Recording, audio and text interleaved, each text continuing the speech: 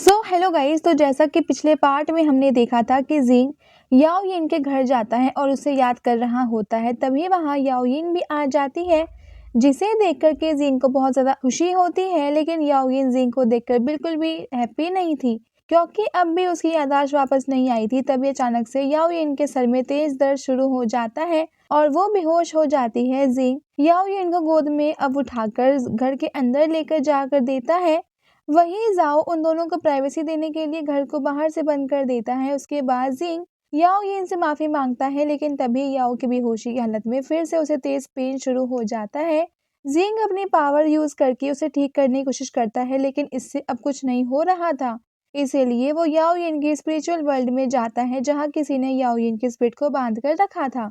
और फिर वो एनर्जी जिंग को भी अपनी तरफ खींचने लगती है, जिससे यहाँ जिंग की स्पिरिचुअल बॉडी गायब होने लगती है। और फिर याओ यिन को होश आ जाता है और उसे याद आता है कि जिंग उसे गोद में उठाकर यहाँ लाया था, जिससे उसे ऐसा लगता है कि जिंग ने उसका फायदा उठाया है। इसीलिए अब वो गुस्सा हो जाती है और अब इस पार्ट की स्टार्टिंग होती है। और हम देखते हैं कि जाओ जो बाहर बैठा वो घंटों से इन दोनों का इंतजार कर रहा था, वो दरवाजे पर अब कान लगा के अंदर क्या हो रहा है वो सुनने की कोशिश करता है। लेकिन तभी याओ यिन गुस्से में जोर से दरवाजा खोलती हुई बाहर आती है, जिससे जाओ दूर जाकर फेंकता है। और याओ यिन के अब वो गुस्से में उससे पूछती है कि जिंग कहाँ है, और वो जिंग को इधर उधर ढूंढने लगती है। जाओ कहता है कि क्या हुआ, जिंग तो तुम्हारे साथ तो रूम में ही था और मैंने उसे बाहर आते भी नहीं देखा। तो याओ यिन कहती है अगर वो बाहर नहीं आया तो कहाँ गया। जाओ कहता है कि बहन उसने तुम्हारे साथ क्या किया है। याओ यिन अब बहुत ज्यादा वो गुस्से में आग बबूला हो रही थी, लेकिन वो कुछ नहीं कह पाती। तो जाओ कहता है कि अब जो भी हुआ वो अच्छा ही हुआ।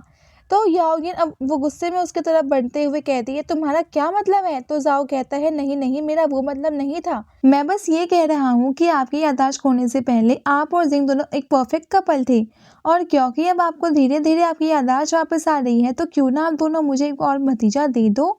अब ये सुनकर के याओ यिन के गुस्से का ठिकाना नहीं रहता है, और ये बात जाओ को याओ यिन की शक्ल देखकर साफ पता चल रही थी। इसीलिए वो उसके गुस्से से बचने के लिए जिंग को ढूंढने का नाटक करने लगता है। और याओ यिन भी मन ही मन जिंग को भला बुरा कहने लगती है, उसकी हिम्मत कैसे हुई मेरा फायदा उठाने की, अब से हम दुश्मन हैं और मैं उसे मार डालूंगी। ये कहते हुए याओ यिन गुस्से में पेड़ पर पंच मारती है और वो पेड़ टूटकर वहीं गिर जाता है। और फिर वो वहां से जाने लगती है। जाओ भी उसके पीछे पीछे आता है और वो याओ यिन से कहता है कि सिस्टर क्या आप जिंग के बच्चे से प्रेग्नेंट होंगी।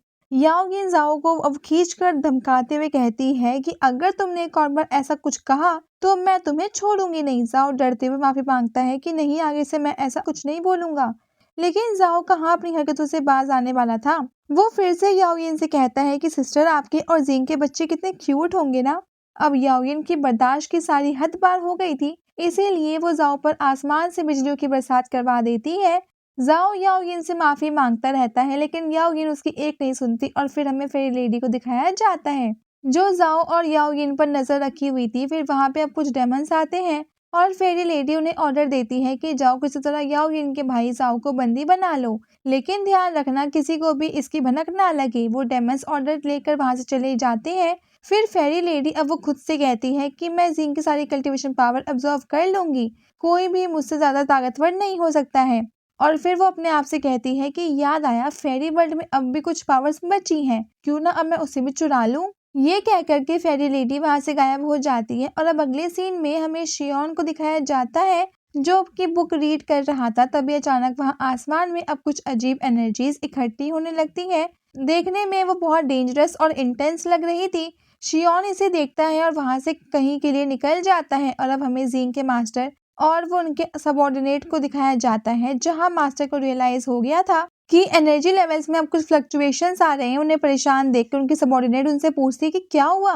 तो मास्टर एक गेम निकालते हैं जिससे एविल एनर्जी से घिरी हुई थी। मास्टर कहते हैं हमें इसकी उम्मीद नहीं थी, लेकिन डेमंस ने हमारी प्रोटेक्शन करने वाली सील कमजोर पड़ती जा रही है। जरूर वहां पे अब वो किसी ने सील को तोड़ने की कोशिश की है, और अगर ये मैजिक सील टूट गई तो अब डेविल आजाद हो जाएंगे, और मुझे डर है कि हमारी पूरी फेरी वर्ल्ड में तबाही मच जाएगी। तो मास्टर की सबऑर्डिनेट पूछती है कि तो अब हमें क्या करना चाहिए।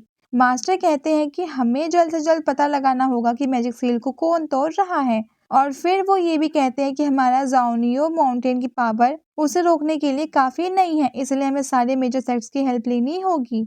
तभी वहाँ शियोन आता है और वो मास्टर को ग्रीट करते हुए उन्हें यही वो खबर देता है कि हमारी सुरक्षा जो कवच है वो टूट रही है और ये एक बहुत सीरियस मैटर है। मुझे लगता है कि सभी मेजर इमॉर्टल सेक्ट को एक साथ मिलकर काम करना पड़ेगा। तो मास्टर शियोन को ऑर्डर देते हुए कहते हैं कि जाओ सभी मेजर सेक्ट्स को इकट्ठा करो और प्रोटेक्टिंग सील को तोड़ने के पीछे किसका हाथ है इसके बारे में पता लगाओ। शियोन मास्टर के ऑर्डर को पूरा करने वहां से चला जाता है और ये पार्ट यहीं पे एंड हो जाता है। Thanks for watching, stay tuned for the next episode.